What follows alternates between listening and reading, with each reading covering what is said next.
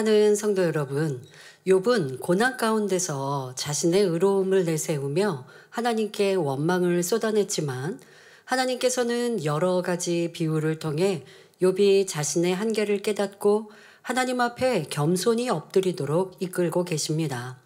특히 41장에서는 악어의 특징을 상세히 말씀하시며 하나님의 크고 위대한 권능을 드러내고 계십니다. 욥이 악어를 길들일 수 없는 것처럼 사람이 하나님을 자기의 뜻대로 움직일 수는 없습니다. 오히려 하나님께서는 인간의 지혜와 이해를 초월한 크신 섭리와 계획을 가지고 계시며 우리의 생각과 판단을 뛰어넘어 일하시는 분이십니다. 시편 145편 17절에 여호와께서는 그 모든 행위에 의로우시며 그 모든 행사에 은혜로우시도다 말씀한 대로 하나님께서 하시는 모든 일은 언제나 의롭고 선하십니다. 그러므로 우리가 하나님 앞에서 해야 할 일은 자기의 생각과 의를 내려놓고 하나님의 뜻을 신뢰하며 온전히 순종하는 것입니다. 모세, 아브라함, 사도 바울, 여호수아와 같이 하나님을 절대적으로 신뢰하고 순종했던 믿음의 선진들처럼 우리도 어떤 상황에서도 하나님의 뜻을 구하고 그분의 말씀에 순종해야 합니다. 그런데 많은 신앙인들 안에서 자기 생각과 뜻에 맞지 않는다고 하나님을 원망하는 일들이 많이 있습니다. 낙심하고 낭망하고 충만했던 성령 충만한 신앙생활을 잃어버리고 또 하나님 왜 이렇게 하십니까?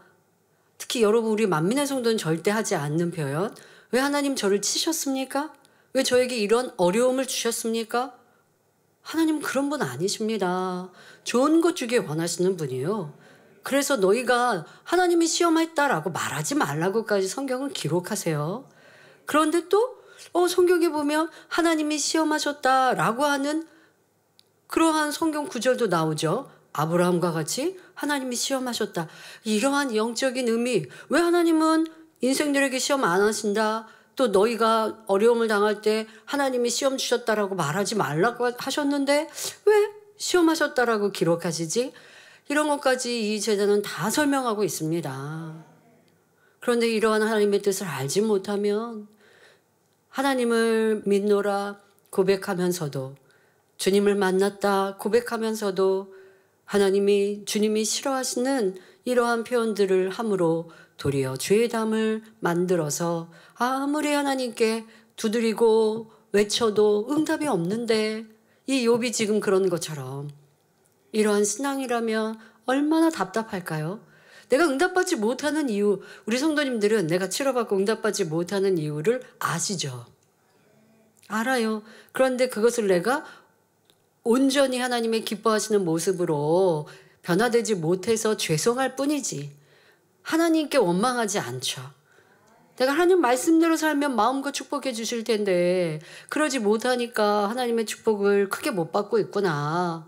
내가 어려움을 당하고 시험환란을 당하고 문제가 주어지고 질병이 오면 내 이러한 부족함 때문에 왔지 바로 답이 오고 그러한 어려움 중에 또 회개하고 돌이키면 아버지가 응답해 주시니 이 얼마나 감사합니까? 여러분 우리는 이제 조금도 불평 원망이 없어야 할 것입니다. 내 생각 아무리 이래저래 둘러보아도 하나님의 뜻을 모르겠다 할 때 도리어 작정하여 기도하시고 겸비 아버지 앞에 도움을 구하시면 하나님께서 성령을 통해 답을 주십니다.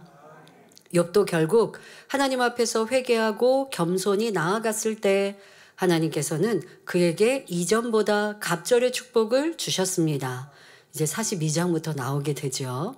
이처럼 우리도 항상 하나님의 선하신 뜻을 신뢰하고 믿음으로 나아갈 때 결국 하나님께서 가장 좋은 길로 인도하시며 놀라운 축복을 주십니다.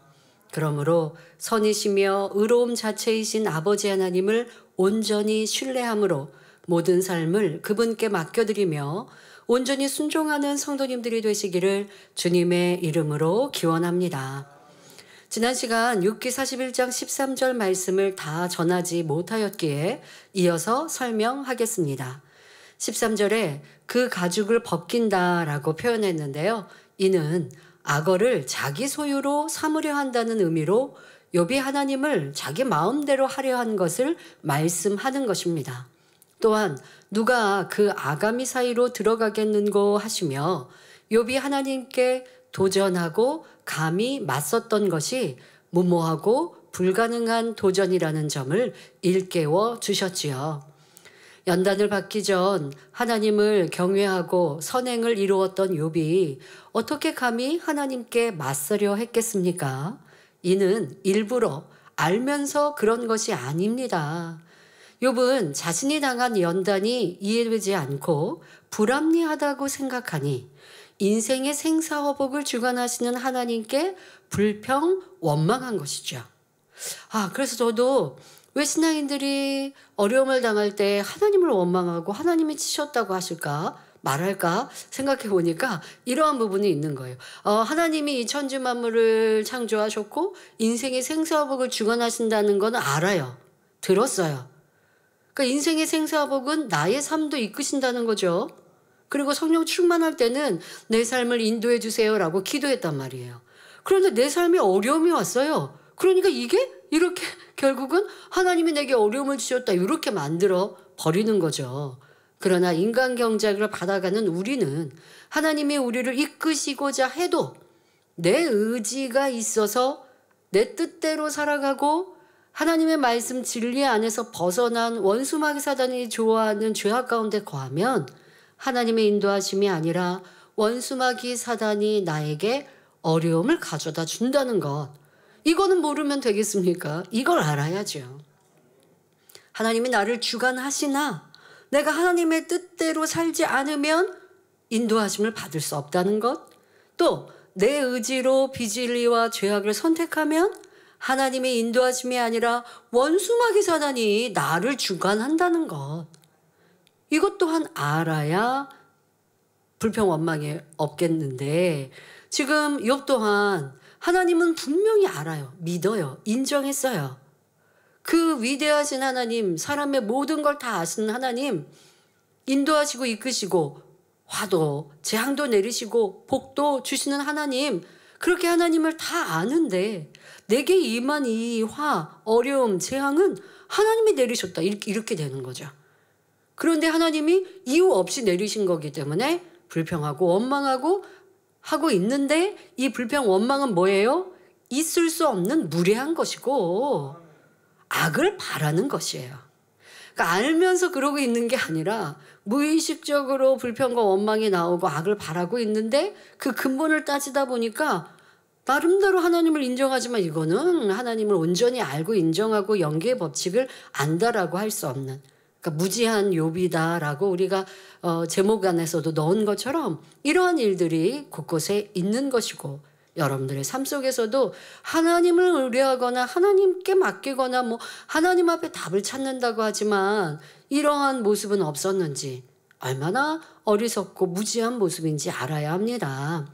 자기의 생각대로 하나님의 응답과 축복이 있기를 바라며 그렇지 않을 때 원망하고 불평하는 신앙인들이 얼마나 많은지요.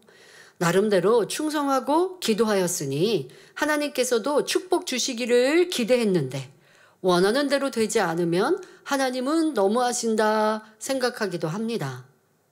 자, 이때도요. 나는 열심히 했어요. 그런데 하나님은 열심히 하고 있는 그 작은 내 모습뿐 아니라 전체적인 나의 행함과 삶을 보시는데요. 충성한 것도 있지만 여전히 마음 안에는 저 사람을 판단하고 있고 미워하고 있고 시기하고 질투하고 있고, 열심히 충성한 것에 비해 그것이 드러나기를 원하고 칭찬받고 인정받기를 원하는 마음으로 충성하고 있으니 하나님이 마음껏 축복해 주실 수가 없는 거예요. 근데 우리는 자꾸 잘한 것만 생각한다고요. 하나님 저 이렇게 잘했잖아요. 왜 응답 안 주세요? 이러고 있단 말이에요. 하나님이 잘했으면 분명 축복 주세요. 그런데 축복받을 일을 행했나 싶으면 그것을 다 까먹어버리는 불평, 원망, 미움, 다툼, 시기, 나보다 못한 사람 보면 저 사람은 왜 저러지? 하고 판단하고 정죄하고 가르치고 있고, 이런 모습이니 충성한 좋은 심음을 다 걷어내 버렸던 이런 모습이지 하나님이 안 주시는 분이 아니라는 것도 알아야 합니다. 그런데 이렇게 하나님 앞에 억지를 부리다가 이렇게 충성했는데 안 주세요. 내가 바라고 계획했다가 내가 생각대로 안 되면 조금 있었던 믿음마저도 잃어버리고 하나님을 떠나는 사람도 있습니다. 이것이 바로 하나님을 자기 마음대로 하려는 것과 같은 것입니다.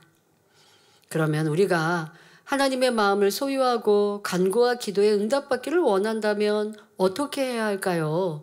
예를 들어 죄를 잔뜩 안고 있는 사람이 기도한다고 하나님께서 응답하시겠습니까? 구원받지도 못한 사람이 하나님 앞에 엎드린다고 해서 응답받을 수 있을까요? 여러분들이 말씀을 통해 기도를 요청을 해도 하나님 말씀이 합당하게 하셔야 돼요. 가족 일가 친척을 놓고 기도를 받는다? 더더욱 여러분 내 가족이면 부모 또 자녀라면 기도를 또 요청을 할 수 있어요. 또 이해도 합니다. 그런데 더 중요한 건 아직 전도하지 못했습니다. 죄송합니다. 하나님 앞에. 그런데 아직 구원받지 못하고 교회 다니지 않는 내 부모가 내 자녀가 이러한 어려움 중에 있습니다. 중보 기도해 주세요. 라고 해야 하는 것이지 앞에 얘기는 교회 다니지 않는다는 거는 하지도 않고 자녀를 위해 부모가 나와 기도 받는다라고 하는 것도 합하지 않는 것이고요.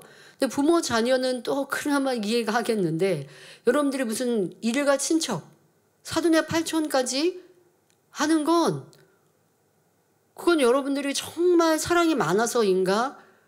그렇게 한다고 해서 공이라고 볼 수는 없어요.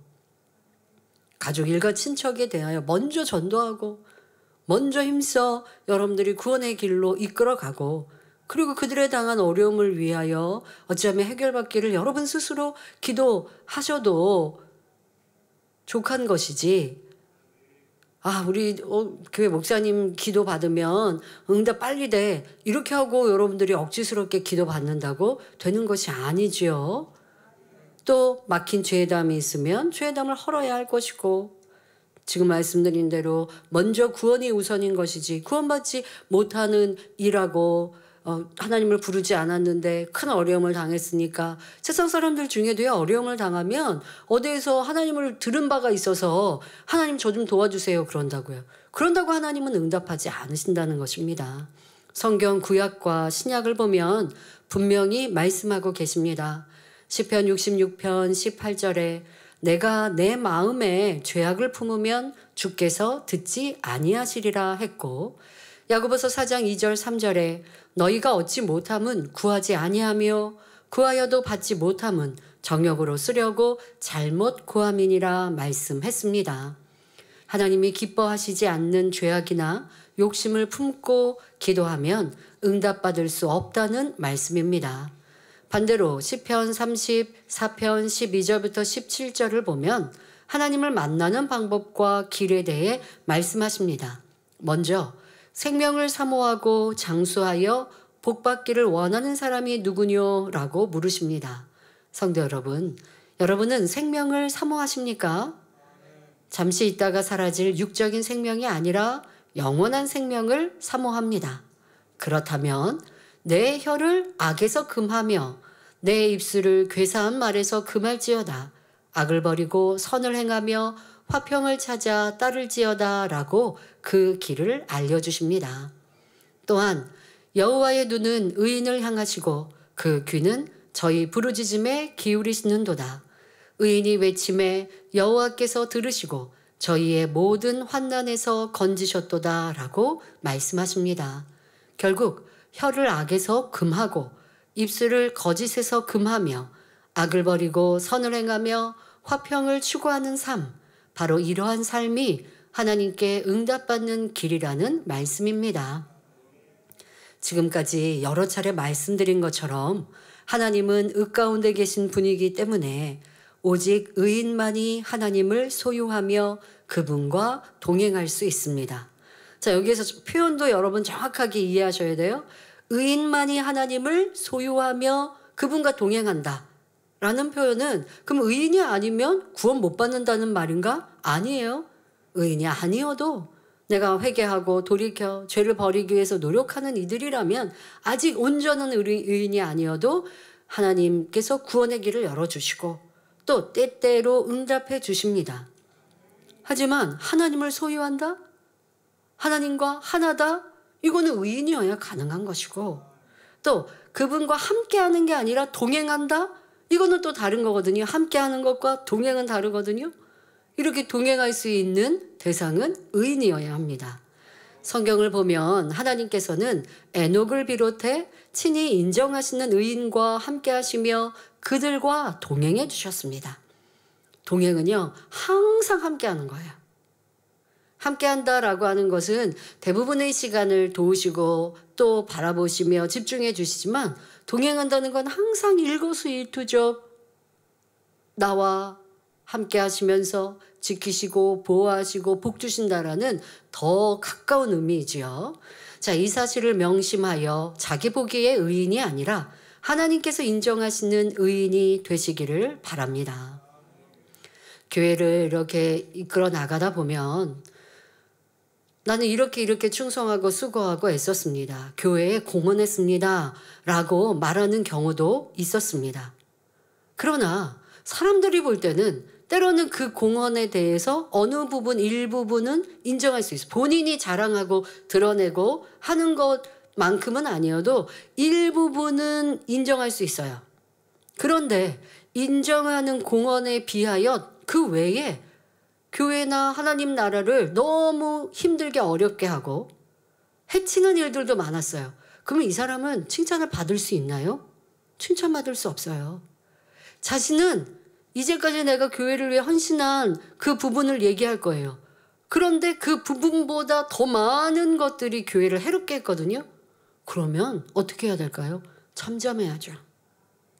그런데 그렇지 않고 내가 이렇게 수고하고 애썼는데 왜 나는 인정해주지 않나? 이게 사람의 의라는 거예요. 또 자기가 잘한 것만 보고 있고 칭찬받고 인정받고자 한다는 것이죠. 하나님께서도 여러분들 그렇게 보실 때가 많아요. 나는 이 부분을 잘하여서 하나님께 왜 응답 안 주세요? 축복 안 주세요? 뗐을 때도 있고 난 저 사람보다 이게 나은데요? 그런데 하나님은 그렇게 보시지 않는다니까요. 하나님이 인정하시는 의인은 수고했는데요, 애썼는데요 하지 않습니다. 오직 할 바를 했노라는 무익한 종의 마음입니다. 이 마음부터 이루시면 하나님은 여러분을 높이 세우시고 인정해 주십니다. 이어지는 본문을 보면 욥기 41장 14절에 누가 그 얼굴의 문을 열 수 있을까? 그 두루 있는 이가 두렵구나 말씀하십니다. 여기에서 그 얼굴의 문도 악어의 입을 말합니다. 하나님께서는 욥이 잘 깨우칠 수 있도록 생동감 있게 표현하고 계십니다. 지금 이 악어를 통해 아버지 하나님을 대입하여 지금 욥에게 설명을 하시고 왜 악어를 비유하여 하나님과 대입하여 설명하시는지 지금 여러분들 몇 주 동안 들으면서 이해되시죠? 이 강하고 힘 있는 악어를 사람이 제압할 수 없는데 욥은 지금 이렇게 제압하려고 했단 말이에요. 하나님 앞에 따지기도 하고 하나님 이건 잘못해서 잘했어요. 이거는 틀렸어요. 이러고 있는 거 내 맘대로만 하나님을 질타하고 이게 지금 너무나 힘세고 강한 무서운 악어를 내 맘대로 막 하려고 하는 것과 마찬가지다라고 비유해 주실 때 너무 우리가 적절히 이해하고 있습니다. 자, 우리가 TV나 영화에서 악어를 볼 때 그 모습이 얼마나 무섭고 위협적으로 느껴지는지 여러분들 뭐 보셨던 기억들.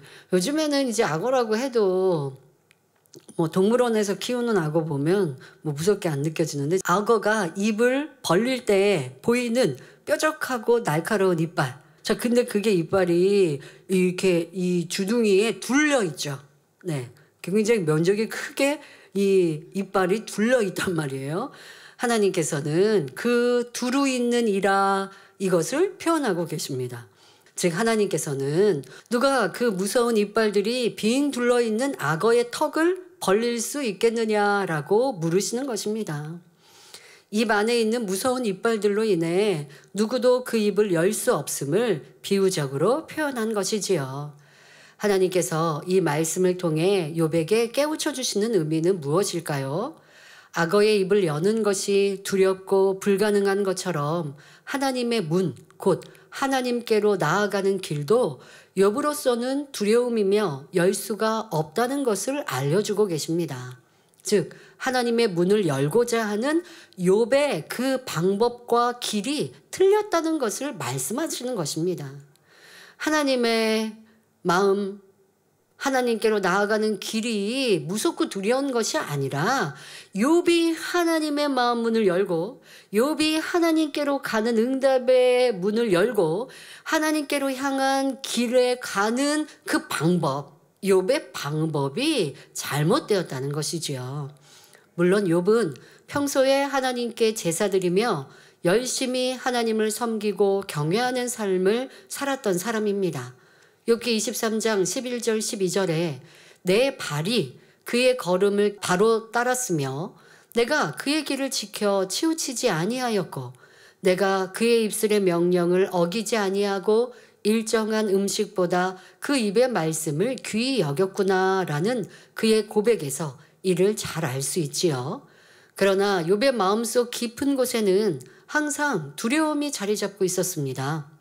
그래서 혹시 뭐가 잘못되지 않을까? 자녀들이 죄를 짓진 않았을까? 염려하며 두려움으로 번제를 드렸습니다. 그러니까 번제라는 것은 하나님과의 관계를 여는 통로입니다. 하나님께 나아가는 길입니다. 방법이에요. 하나님을 만나는 방법이에요. 그런데 이런 방법을 지금 행하고 있는 욥의 마음은 두려움이었다는 거예요. 내가 이렇게 안 하다가 어떤 하나님과 관계가 멀어지면 어떡해? 하나님 나에게 어려움을 주시면 어떡해? 더더욱 내 자녀들이 범죄하여서 하나님께 징계받으면 어떡해? 행함은 하고 있는데 그 마음은 하나님이 기뻐하시는 마음은 아니었습니다. 이는 욥에게 큰 시험이 왔을 때 욥기 3장 25절에 나의 두려워하는 그것이 내게 임하고 나의 무서워하는 그것이 내 몸에 미쳤구나 라고 고백하는 것만 보아도 잘 알 수 있습니다. 하나님을 만나는 방법이라는 번제, 제사를 잘 드렸지만 그러나 그 마음은 두려움이라는 하나님이 원하지 않으시는 이 두려움이라는 것으로 행함을 이루었다는 것은 온전한 것이 아니지요. 이 외에도 욥기 안에는 욥의 두려움에 관한 표현이 여러 번 나옵니다. 욥의 이러한 두려움은 결국 하나님께로 나아가는 문이 되지 못했습니다. 오히려 그 마음속 두려움은 원망과 탄식, 하나님을 향한 반항의 문으로 인도했습니다.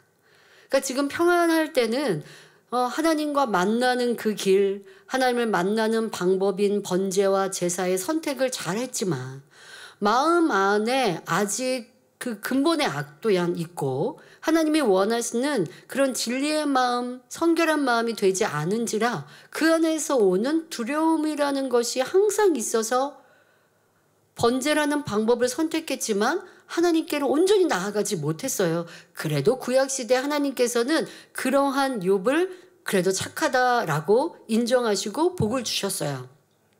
그런데 때마침 이러한 온전치 않은 욥의 마음을 아는 이 사단은 어둠의 주관자는 하나님께 나와 송사하고 하나님께서는 그 송사를 받아주시니 송사로 인하여서 큰 연단이 올 때 그 전에 하나님을 찾고 만나고자 했던 번제에 대한 방법, 그런데 그 마음에 있었던 두려움이 이내 이 두려움으로 하나님께 나아갔던 이 마음이 불평 원망으로 반항으로 바뀌더라는 것입니다.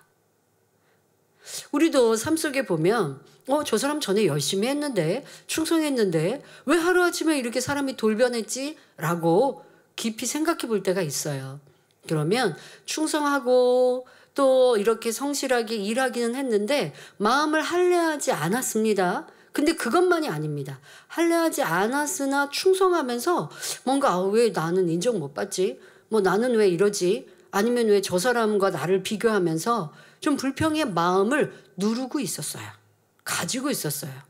그런데 어떤 연단의 때가 일어나면 용수철과 같이 이것이 튕겨나가서 도리어 큰 반항으로 나오는 이러한 모습도 볼 수가 있는데요. 그러니까 우리의 마음을 할례하는 것, 마음밭 개관하는 것이 너무 중요합니다.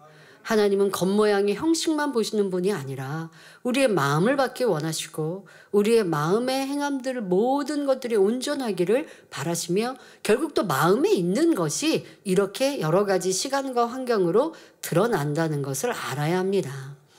성도 여러분, 하나님의 문은 아무렇게나 열리는 것이 아닙니다.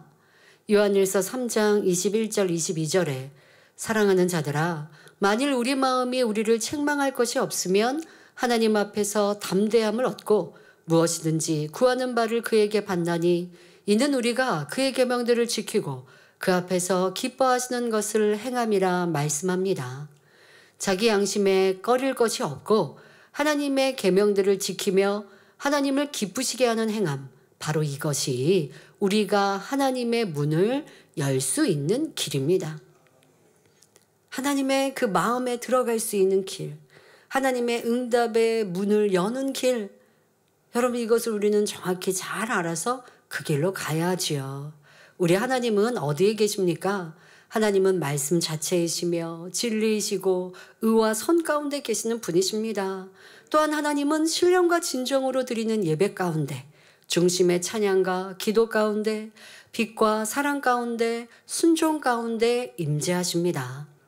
그러니 솔로몬은 정성 다해 1,000번제를 드림으로 하나님의 문을 열 수 있었지요. 우리가 하나님의 문을 열고자 할 때도 바로 이러한 중심을 가지고 나아가야 합니다. 선한 마음, 의로운 삶, 사랑이 담긴 마음으로 신령과 진정으로 예배하며 나아가야 하지요. 그러므로 우리가 기도할 때 하나님 이것 주세요, 저것 주세요 하며 내 주장만 옳다고 내세우는 것이 아니라 하나하나 응답의 문을 열어가는 방법과 길을 깨우쳐야 하겠습니다. 그 방법은 여러분 지금 여러 시간 동안 말씀드렸어요. 모르실 리 없고 이제 그 방법대로 기도하시고 그 방법대로 신앙생활하고 충성하시고 심으셔서 넘치는 복, 여러분들 옥토를 마음을 개관하여 무엇이든 심으면 내가 생각한 것 이상으로 하나님은 주세요. 어느 때는 하나님이 나를 이렇게까지 사랑하시나, 내가 드린 것 없는데 이렇게 나를 축복해 주시나, 그것에 감동이 되어지죠. 그 감동으로 또 더 충성하게 되어지고, 여러분들의 그러한 하나님과의 아름다운 사랑의 관계가 이루어지면 좋겠습니다. 하나님은 내가 무엇이 간데 나를 이렇게 사랑하셔서 내가 구하지 않은 것도 응답해 주시고 내가 구한 것은 그 이상으로 복 주시는가, 이런 하나님을 내가 어떻게 사랑하지 않을 수 있는가. 그러니 더 기쁨으로 감사로 충성하는 모습이어야지. 내가 하나님께 충성하는데 이 충성하는 게 무언가 더 축복받으려고 충성하든가, 아니면 내가 세상 싹하고 가끔 신앙인들 중에 그런 경우가 있습니다. 내가 교회 밖을 나가면 세상 사람과 다를 바 없는 나의 삶을 스스로가 잘 알아요. 그런데 주님은 계신 것도 알고 천국과 지옥이 있는 것도 알아요. 그러니까 주일날 교회 오면 열심히 충성해요. 뭔가 봉사하고 충성할 거리는 찾아서 해요. 그리고 교회 밖을 가면 또 내가 세상 사람과 다를 바 없이 살아가고 죄악 가운데 살아요. 이런 사람은 욥처럼요 두려워요. 구원의 확신이 좀 점점점 사라지기도 하고, 그런 분들 뭐라고 얘기하시는 줄 아십니까? 교회 오면 구원받을 수 있을 것 같은데 교회 밖을 나가서 내 삶을 살면 구원의 확신이 사라진대요. 정말 그렇게 고백하시더라고요. 타교회 다니시다 우리 교회 오신 분이, 제가 교구장일 때 그런 분을 만났어요. 타교회에서 여성교회 회장까지 하셨대요. 그런데 지금처럼 신앙생활을 그렇게 하신 거예요. 그러니까 교회 오면 평안하고 집에 가면 불안해지고. 왜 그럴까요? 집에 가면 짜증하고 불평하고 싸우고 다투고 내가 죄악 가운데 거한 거예요. 그러다 교회 오면 그렇다고 큰 소리 내고 짜증 내겠습니까? 그러지 않잖아요. 그리고 일주일 동안 죄진 거 회개하잖아요. 그리고 죄송하고 민망한 마음으로 열심히 충성하잖아요. 그러니까 구원의 확신이 오고 평안해져요. 그런데 또 집에 돌아가면 내 마음대로 이게 왜 그러냐? 내 마음에 이 죄성을 버리지 않고 살면 신앙생활하면 그래요. 그렇게 계속 왔다 갔다 왔다 오뚜기가 넘어졌다가 일어났다 하는 것처럼 이렇게 되는 거예요. 얼마나 안타까운 신앙생활입니까? 그렇게 두려운 모습으로 살아가니 하나님께 간절히 구해도 응답을 못 받는데, 응답 못 받을 때 또 그런 사람들 또 원망하고 불평한다는 거야. 그래도 하나님, 나는 세상 사람처럼 하나님 안 믿는 것도 아니고 주일이면 교회 와서 신앙생활하고 이렇게 최소한의 충성도 하는데, 최소한이라고 안 해요. 열심히 했다고 그래요. 또 열심히 충성도 했는데 내가 지금 너무 어려워서 하나님께 기도했는데 왜 응답 안 해주세요? 이렇게 또 원망하더라는 것이죠. 그러한 모습으로는 하나님께 나아갈 수 없고 응답 축복을 끌어내릴 수 없다는 것을 다시 한번 생각하시고 우리의 삶 전체가 하나님께 향한 마음이기를 바랍니다. 본문 욥기 41장 15절부터 17절에 견고한 비늘은 그의 자랑이라 서로 연함이 봉한 것 같구나. 이것저것이 한데 붙었으니 바람도 그 사이로 들어가지 못하겠고 서로 연하여 붙었으니 능히 나눌 수도 없구나 말씀하십니다. 즉 악어의 몸은 마치 쇠 가죽과 같은 단단한 비늘로 덮어져 있는 구조임을 말씀하고 계십니다. 악어의 비늘은 마치 봉한 것처럼 단단히 이어져 있어 그 사이로 바람조차 스며들 수 없다고 하셨는데, 하나님께서는 악어의 구조를 빗대어 자신이 어떠한 분이신지 깨우쳐주고 계십니다. 욥은 이 말씀을 통해 바람조차 들어갈 틈이 없는 악어의 견고함처럼 하나님은 모든 면에서 완전하신 분이심을 깨우치게 됩니다. 하나님은 조금도 거짓이 없으시고 말씀하신 것을 반드시 이루시는 온전하신 분입니다. 그렇게 마태복음 5장 48절에 하늘에 계신 너희 아버지의 온전하심과 같이 너희도 온전하라 말씀하시는 것입니다. 이전 말씀들에서는 하나님의 능력과 권세, 위엄 등을 나타내셨지만 여기에서는 특별히 하나님의 완전하심을 더욱 생생하게 알려주고 계십니다. 그렇다면 이것 저것이 한데 붙었으니 바람도 그 사이로 들어가지 못한다는 말씀은 무슨 의미일까요? 여기서 바람은 욥을 지칭합니다. 더 구체적으로는 욥이 그동안 하나님을 향해 늘어놓았던 원망, 불평, 탄식을 의미합니다. 욥은 지금까지 하나님을 향해 원망과 탄식을 토로했고 화살과 같이 찌르는 독설과 불평들을 늘어놓았습니다. 그러나 모든 면에서 완벽하고 온전하신 하나님께서는 그러한 바람, 곧 원망과 불평, 비진리의 말들이 들어갈 수 없다는 것입니다. 하나님께서는 사람이 생각하고 마음먹은 대로 다 받아주시고 응답하시는 분이 결코 아닙니다. 막 짜증하고 불평하고 원망하고 떼쓰고 그러면 하나님이 응답해 주신다고요? 아닙니다. 기쁨과 감사, 선한 기도로 하나님께 올릴 때 응답해 주십니다. 육의 것들은 결코 하나님 앞에 들어갈 수 없기 때문입니다. 지금 그런데 하나님, 저 지금 진심으로 하나님을 사랑한다고 고백하고 하나님 앞에 결단했는데, 그러니까 하나님 내일 저 문제 해결해 주시고 응답해 주실 줄 믿습니다. 그런데 하나님이 그를 보기에 그 마음 중심에 보니 변개함이 참 많아요.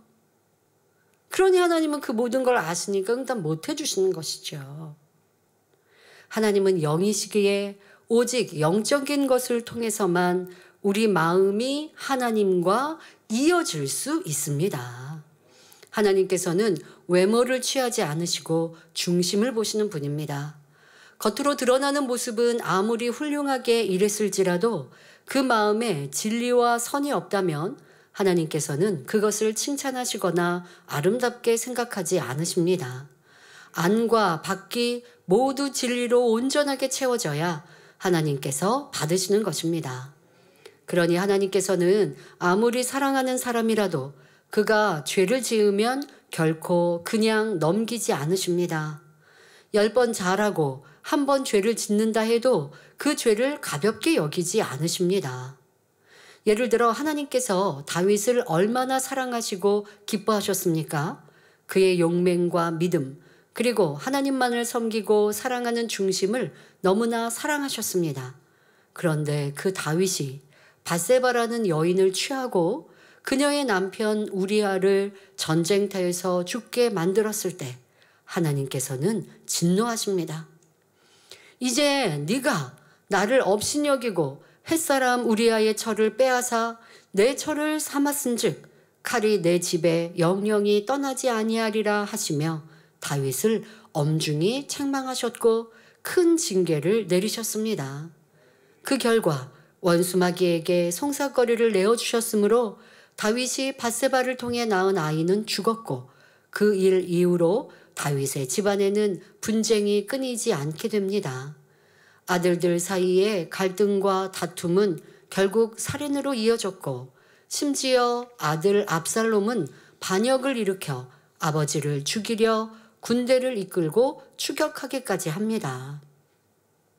하나님께서 다윗에게 칼이 내 집에서 영영이 떠나지 아니하리라 말씀하신 대로 그 분쟁은 세대를 거쳐 계속되었으며 마침내 솔로몬의 아들 르호보암 때에 이르러 이스라엘은 남북으로 갈라지게 됩니다.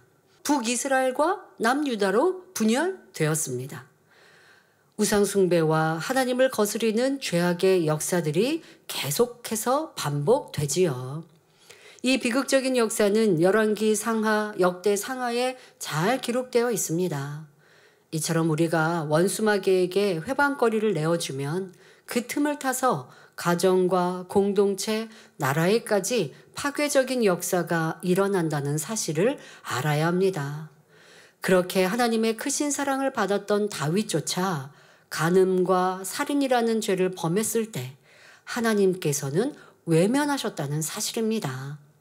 물론 다윗은 철저히 회개하고 돌이킨 결과 다시금 하나님 앞에서 귀하게 쓰임받는 훌륭한 왕으로 회복되었습니다.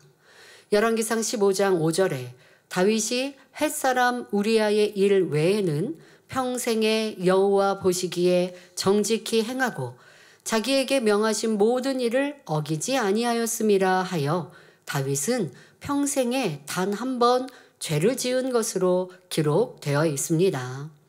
그는 전생에 걸쳐 하나님을 사랑하고 경외하며 살았던 사람입니다. 그런데도 한 번의 죄, 이조차 하나님께서는 그냥 넘기지 않으시고 엄중히 징계하셨습니다. 자, 여기에서 우리는 그러니 하나님은 두려운 하나님이고 무서운 하나님이시는구나 라고 오해하시면 안 됩니다. 다윗에게 이렇게 엄중하게 징계하신 건 그만큼 다윗에게 기대하심이 컸기 때문입니다. 온전하신 하나님께서 그 사랑하는 자녀 또한 온전하기를 원하시기 때문에 다윗은 또 특별히 더 엄격하게 연단하신 것이죠. 그 연단을 통해 자기의 잘못으로 인해 연단이 왔지만 그 연단을 통해 죄에 대해서 온전히 벗어지고 그리고 더 선과 사랑으로 승화되어진 모습을 보이니 도리어 죄를 지하여 내 모습에 부족하고 연약했지만 그 죄로 인하여 깨우치고 깨달아 철저히 낮아지고 회개하고 돌이키니 더 크게 성장할 수 있는 기회가 되었습니다. 그런데 이 말씀과는 다른 또 경우가 성경에 나옵니다. 너무나 더러운 간음죄를 지은 여인일지라도 그녀가 하나님 앞에 나와 진심으로 회개하고 돌이켜 깨끗한 마음을 가지니 주님은 그 여인을 용서해 주셨지요. 이처럼 하나님 앞에서는 철저히 회개하고 돌이킬 때 또 오직 진리로만 행할 때 그것이 하나님께 상달되고 응답받을 수 있다는 사실을 알아야 합니다. 그러면 말씀드렸던 다윗은 회개 안 했나요? 자신의 지은 죄에 대해서 선지자가 지적해 줄 때 바로 인정하고 회개했어요. 자, 그러나 말씀드린 것처럼 입으로 회개하고 또 마음으로 다윗은 그냥 입술로만 회개한 게 아닙니다. 마음으로 철저히 자기의 잘못을 인정하고 그것을 민망히 여기는 중심의 회개를 했어요. 그런데 하나님께서는 그 죄에 대해서 흔적조차도 없게 하시고자 죄 보응 연단을 하셨고 그로 인하여 흔적조차 없으므로 이제 하늘의 큰 자가 될 수 있었던 것이죠. 여러분들이 지은 죄에 대해서 그러면 다윗과 같이 다 보응을 받나요? 그건 사람에 따라 다 각기 내가 보응이 와서 죄의 흔적조차도 없다면 이거는 축복인 것이고, 이제 죄에서 돌이켜서 다시 죄 짓지 않겠습니다 라고 하고 하나님을 기쁘시게 하는 삶으로 살아가면 또 어떤 경우는 하나님이 연단하지 않으시고 그가 충성하고 수고하고 애쓰고 나아간 것으로 또 하나님께서 덮어주시고 잊어버리실 수도 있고, 아니면 충성되게 열심히 가다가 잘하다가 또 아버지께서 연단하셔서 흔적조차 없게 하실 수도 있고. 왜? 지금 연단하시면 감당하기 어려울 수 있을 때 조금 더 큰 믿음으로 성장시킨 후 연단하시면 그때는 또 아멘으로 감사로 받으면 이 연단을 통해서도 더 축복이 되어지. 하나님은 사랑이신지라 우리가 온전하게만 나올 수 있다면, 하나님께 순종하여 나올 수만 있다면 가장 합당하고 적절히 우리를 이끄시고 인도하십니다. 그런데 비질리, 죄악의 행동과 말은 바람과 같아서 하나님 앞에 감히 상달될 수 없고 하나님 마음을 움직일 수도 없음을 꼭 명심하셔야 합니다. 그러므로 하나님께서는 이렇게 불평, 원망하는 것, 또한 죄악 가운데 거하면서 아무리 하나님께 외쳐도 결코 그러한 것에 응답하실 수 없고 오히려 우스운 일밖에 되지 않는 것입니다. 사람은 자기의 생각이나 감정, 기분에 따라 상대를 이해하고 용서하기도 하지만 하나님은 결코 그런 분이 아니십니다. 그냥 하나님의 기분에 따라 이렇게 하시는 분 아닙니다. 하나님께서는 전에 잘했으니 이번 죄는 내가 그냥 넘어가 줄게 하시는 일이 없으시며 언제나 공의대로 심판하시고 말씀대로 역사하신다는 사실을 명심해야겠습니다. 그러니까 이러한 하나님의 속성을 지금 악어의 그 가죽을 보니, 악어의 등가죽을 보니 바람 한 구석 들어가지 못하고 서로 어디에서 끊어진 것 없이 다 붙어 있는 이러한 그 악어의 생김새를 통하여 하나님은 하나님의 속성, 이랬다 저랬다 하시거나 아니면 기분대로 바꾸시거나 하지 않으시는 절대적인 공의 속에서 인간 경작을 이루시고 이 모든 사역을 이루어 가시는 하나님이심을 보여주고 계시는 것입니다. 사랑하는 성도 여러분, 이 말씀을 통해 우리는 무엇을 깨달아야 할까요? 우리의 마음이 육에 속한 감정이나 기분, 자기 생각에 휘둘려서는 안 된다는 것입니다. 신앙생활은 내가 하고 싶은 대로 기분 내키는 대로 하는 것이 아닙니다. 기분 좋으니까 충성했다가, 기분 좋으니까 열심히 충만히 기도했다가, 지금 뭐 좀 힘들고 어려우니까 기도 쉬었다가, 또 사명 감당 안 했다가 이렇게 기분 내키는 대로 하면 안 돼요. 오직 하나님의 뜻, 말씀을 기준으로 진리의 삶을 살되 변함없이 꾸준히 해가야 합니다. 하나님의 마음을 그렇게 닮아가면 하나님의 마음에 우리가 닿을 수 있으며 그럴 때 구하는 것마다 응답받고 축복받을 수 있는 것입니다. 반대로 하나님 앞에서 간사한 마음을 가진 사람은 원수마귀가 역사할 틈을 주게 됩니다. 간사함이 많을수록 결국 배신하고 넘어지는 자가 되기 쉽습니다. 이랬다 저랬다 하는 이 간사함, 변개함, 이런 사람은 사단의 밥이에요. 사단이 별거 아닌 걸로도 실족시키는 이러한 모습이 되어집니다.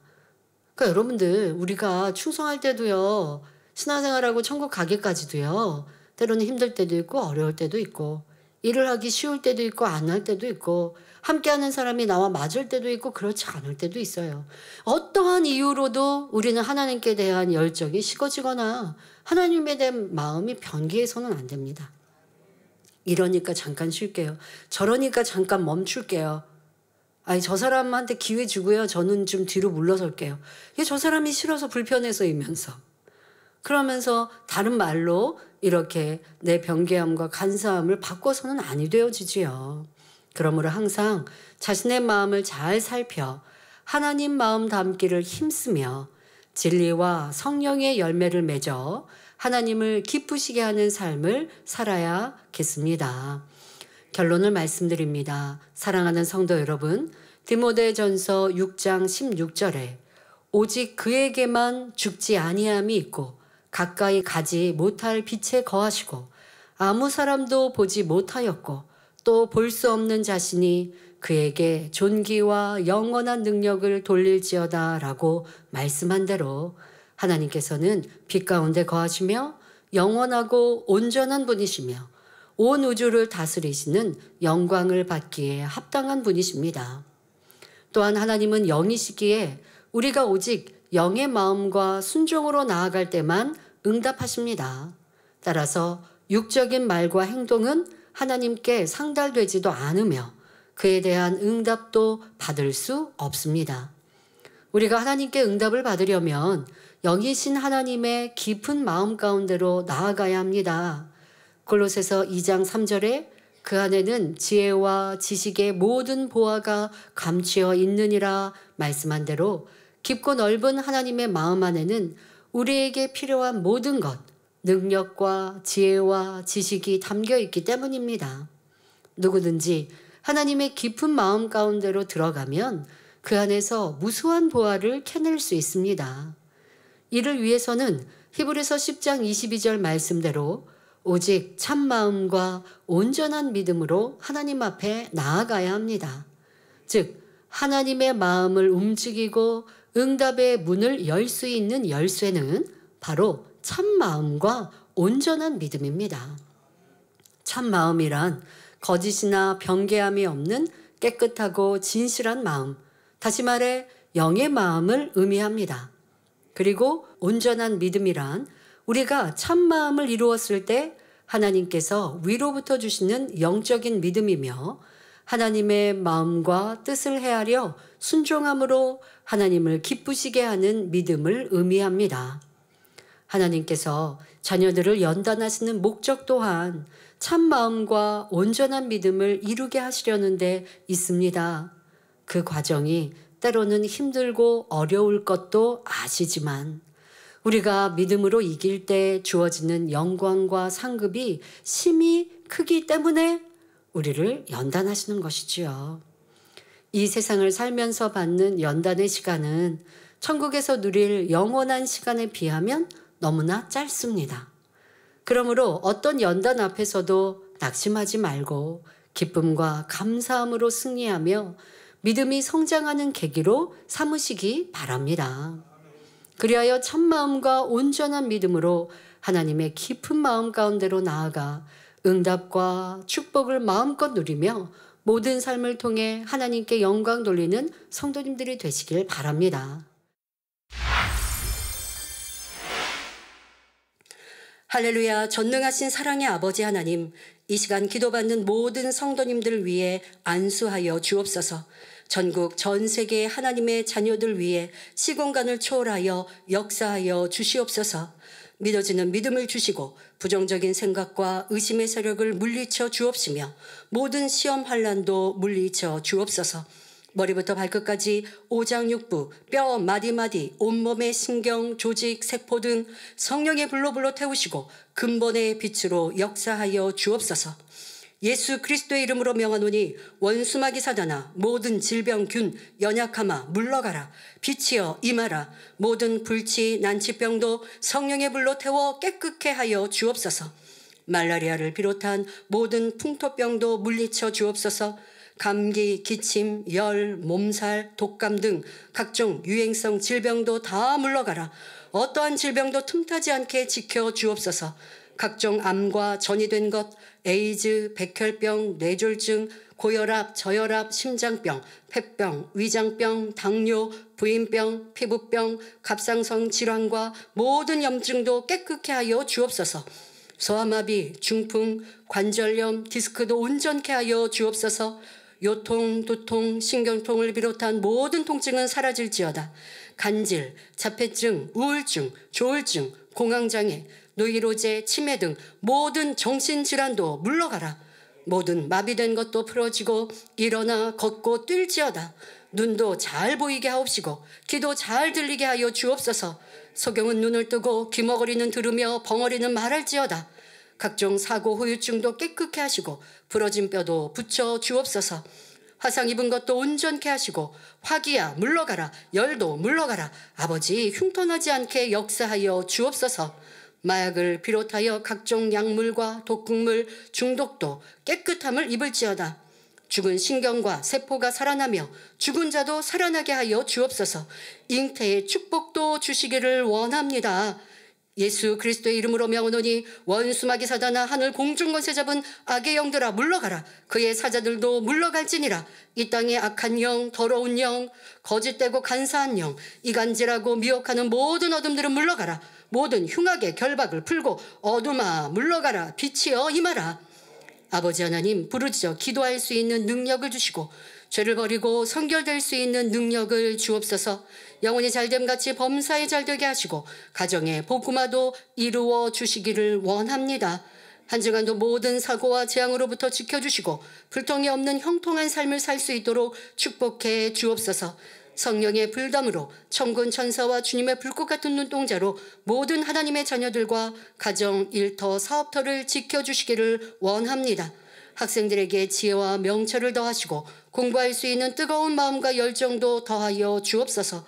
마음과 생각을 세상에 빼앗기지 않도록 지켜주시고 하나님을 뜨겁게 사랑하는 학생들로 축복하여 주시옵소서. 하나님의 자녀들이 먹으나 마시나 입으나 무엇을 하든지 하나님 앞에 영광 돌리는 삶이 되게 축복하여 주시기를 원합니다. 나는 하나님을 만났노라, 체험했노라, 응답받았노라, 축복받았노라 간증하는 입술이 되게 역사하여 주옵소서. 아버지 하나님 감사합니다. 홀로 영광 받으옵소서. 우리 주 예수 그리스도의 이름으로 기도하옵나이다. 아멘.